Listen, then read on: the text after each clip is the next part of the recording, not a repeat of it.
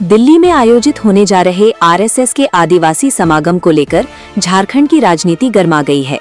एक तरफ कांग्रेस और झामुमो के नेता इस कार्यक्रम का विरोध कर रहे हैं, तो वहीं दूसरी ओर झारखंड विधानसभा में नेता प्रतिपक्ष बाबूलाल मरांडी ने कांग्रेस पर तीखा हमला बोला है। रांची स्थित भाजपा प्रदेश कार्यालय में आयोजित प्रेस वार्ता में बाबूलाल मरांडी ने कहा कि कांग्रेस का एकमात्र उद्देश्य सनातन धर्म को कमजोर करना है और इसी कारण उसके नेता लगातार अनर्गल बयानबाजी कर रहे हैं। उन्होंने कहा कि सनातन धर्म कभी भी अपनी संख्या बढ़ाने के लिए धर्म परिवर्तन नहीं कराता, बल्कि ये संस्कार और परंपराओं पर आधारित जीवन पद्धति है। बाबूलाल मरांडी ने जनजातीय समाज को लेकर भी बड़ा बयान दिया। उन्होंने कहा कि आदिवासी समाज संस्कार से आदिवासी होता है और उनका रहन सहन, विचार और संस्कृति सनातन परंपरा से काफी मेल खाती है।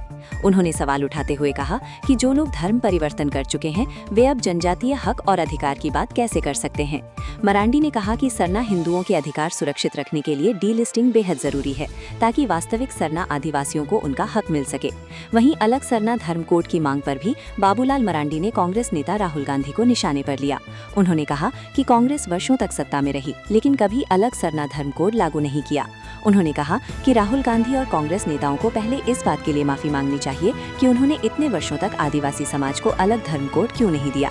दरअसल 2 दिन पहले झारखंड कांग्रेस के कई बड़े आदिवासी नेताओं ने 24 मई को होने वाले आरएसएस के आदिवासी समागम को ढोंग बताया था।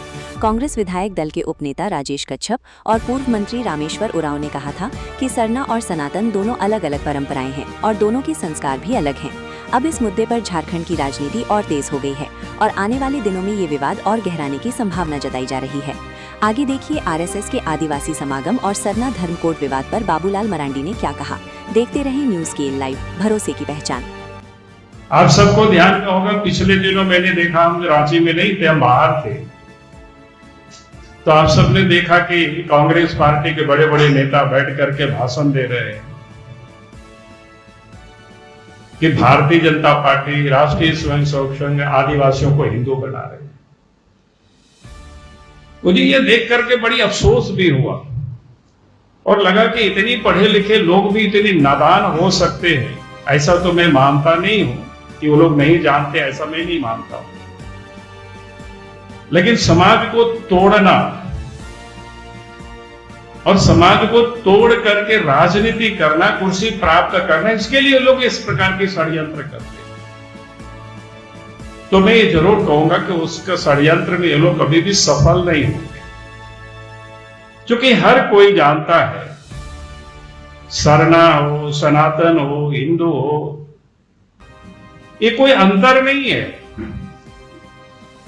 सब समानता है।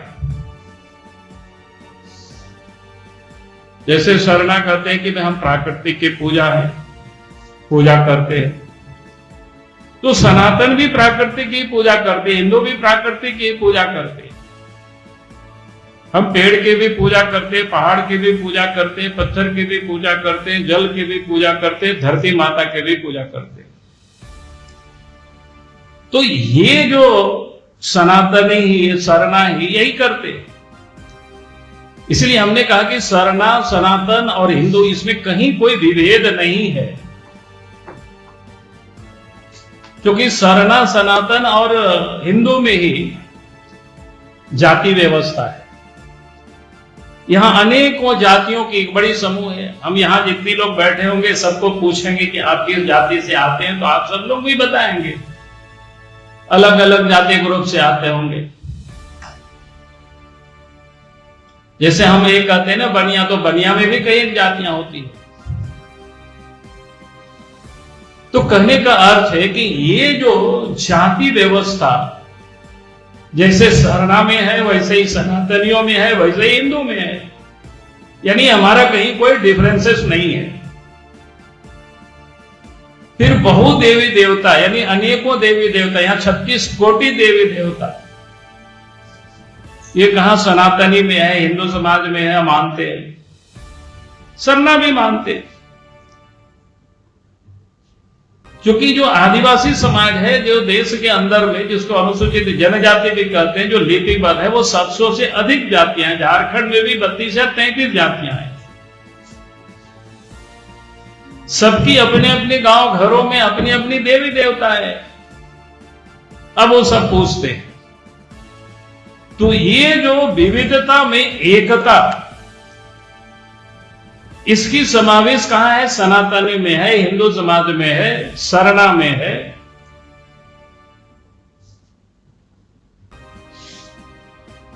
जहां इतनी अधिक समानताएं हैं और इसके बाद कहते हैं कि भाई ये तो हिंदू बना रहा है। हमने कहा कि भाई आप बताओ, हिंदू बनाने का तो कहीं कोई परंपरा ही नहीं है। सनातनियों में हमने तो कहीं देखा नहीं कि अमुक को कोई हिंदू बनाया है। हाँ, क्रिश्चियन लोग बनाते हैं, उनका क्रिश्चियन जन्म से नहीं होता है, जन्म से तो हिंदू ही रहता है, लेकिन उसके बच्चों का भी आप देखते होंगे बपतिस्मा कराते हैं, या उसको सुदृढ़ीकरण बोलते हैं, या फिर जो मुसलमान होते हैं उसको कलमा पढ़ाया जाता है, तब उसको मुसलमान कहा जाता है। तो सरना, सनातन, हिंदू ये तो पैदाइशी होते हैं, इसके लिए कोई संस्कार नहीं होता है कि हिंदू बनने के लिए। हाँ, हिंदू में जो जाति होते हैं उसकी संस्कार होता है। जैसे कोई ब्राह्मण होते हैं तो जनेऊ संस्कार होते हैं, हमारे जैसे संथाल भी होते हैं तो शादी के पहले क्या बोलते हैं, बचपन में ही उसको हम लोग छठियारी बोलते हैं। उन्हें नामकरण की नहीं, उसके बाद की बात मैं बता रहा हूं। तो कहने का मतलब जब उनको जाति व्यवस्था में ये करता है तो वहां उसको संस्कारित करता है। तो उस दिन से वो कहा जाता है कि नहीं, बोनाफाइड उस जाति में से या उस वर्ग में से आ जाते हैं।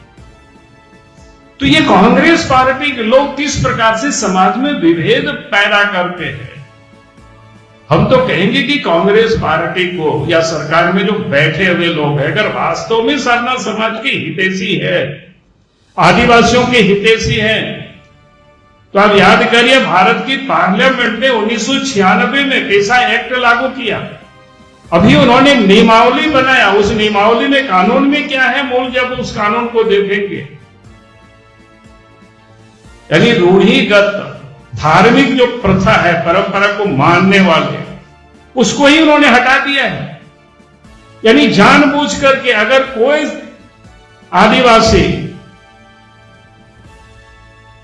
अगर अपने मूल प्रैक्टिस को छोड़ दिया है, परंपरा को छोड़ दिया है, रूढ़िगत व्यवस्था को छोड़ दिया है, और इसके बाद भी वो गांव के प्रधान बने रहेंगे, अर्थात ये जो आदिवासियों की हक था, अधिकार था, उसको भी छीनने का बड़ा षड्यंत्र तरीके से उस नियमावली को बनाया गया। भाई आप हमको बताइए, कहीं किसी को कोई हिंदू बना रहा है क्या? कोई इस प्रकार की कोई आयोजन हो रहे हैं क्या? तो भाई जहां उनको बपतिस्मा करके आदिवासियों को क्रिश्चियन बनाया जाता है, कलमा पढ़ा करके किसी को मुसलमान बनाया जाता है, उसके बारे में तो कोई कांग्रेस के नेता, जेएमएम के नेता कुछ बोलते ही नहीं है। भाई लोगों की संस्कृति, लोगों की परंपराएं, लोगों की विश्वास, आस्था अगर कोई मिटाने का काम कर रहा है तो उसके बारे में तो ये लोग बोलने के लिए लोगों के पास हिम्मत नहीं है, साहस नहीं है। और वोट बैंक की राजनीति के लिए यहां के आदिवासी, यहां के जनजाति, जो मूल समाज है,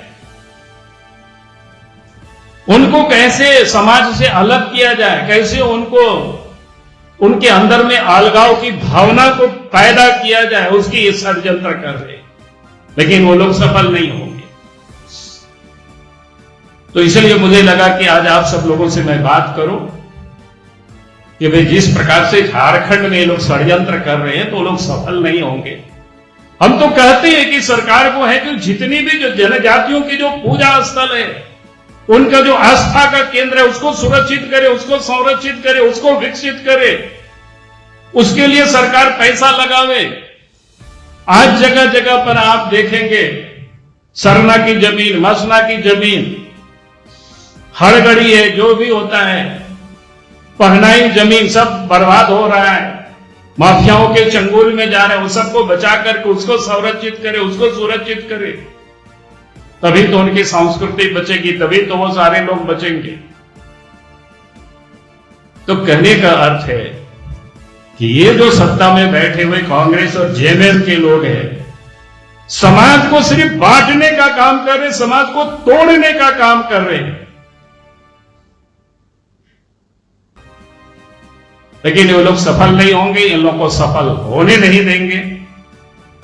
इस झारखंड प्रदेश में यहाँ के समाज, यहाँ के लोग इस बात को अच्छी तरह जानता है।